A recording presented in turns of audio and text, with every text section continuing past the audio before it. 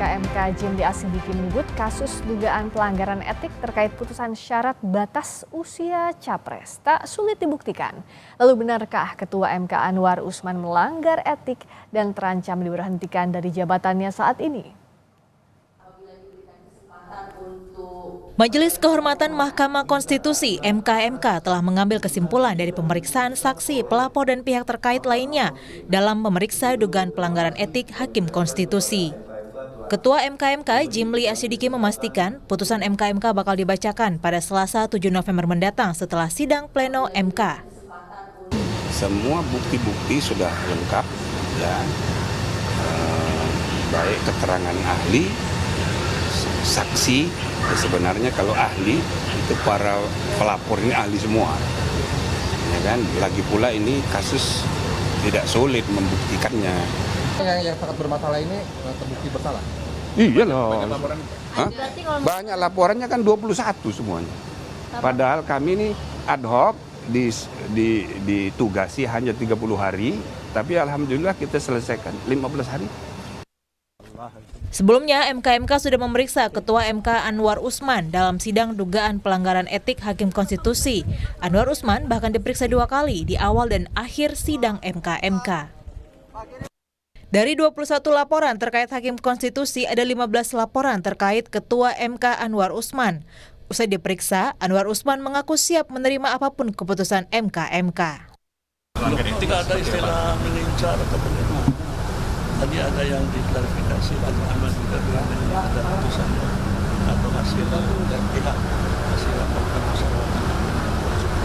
nanti tanggal 7 putusannya dibacakan akan siap dengan segala sanksi ataupun semua harus siap lah. Ya, oke? Terima kasih. Ya. Terima kasih. Sementara itu, Bacawa Pres Gibran Rakabuming Raka mengaku siap menghadapi apapun hasil putusan MK. Pasalnya, laporan dugaan etik Hakim Konstitusi berkaitan dengan majunya Gibran sebagai cawapres mendampingi Prabowo Subianto di Pilpres 2024.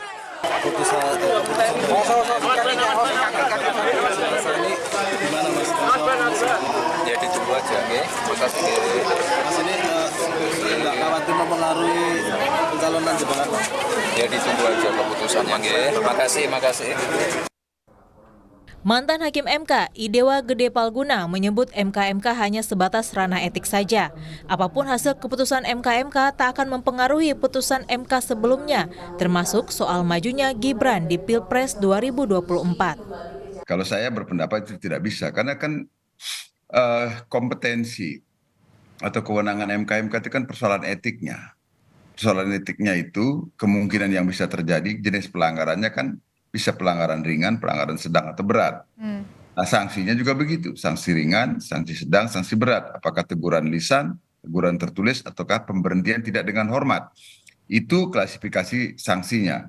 Saya nggak tahu apakah misalnya Prof. Jimli dan kawan-kawan di Majelis Kehormatan Mahkamah Konstitusi nanti akan berkreasi dalam tanda petik misalnya dalam soal sanksi ini, saya nggak tahu. Tetapi dia tetap berada di wilayah etik, dia tidak mungkin memasuki putusan Mahkamah Konstitusi. Dengan kata lain, saya ingin mengatakan, putusan Mahkamah Konstitusi sesuai dengan pasal 47 Undang-Undang Mahkamah Konstitusi, bahwa putusan Mahkamah Konstitusi memiliki kekuatan hukum tetap sejak selesai diucapkan dalam sidang terbuka untuk umum, itu tetap berlaku berapapun menjengkelkannya putusan itu bagi banyak orang. Dugaan pelanggaran kode etik Hakim Konstitusi mengemuka setelah Mahkamah Konstitusi memutus perkara gugatan batas usia capres dan cawapres dengan menambah syarat baru bagi kepala daerah yang telah menjabat atau sedang menjabat di bawah usia 40 tahun. Putusan MK itu menjadi karpet merah anak Presiden Gibran Rakabuming Raka untuk maju di Pilpres 2024. Tim Liputan Kompas TV.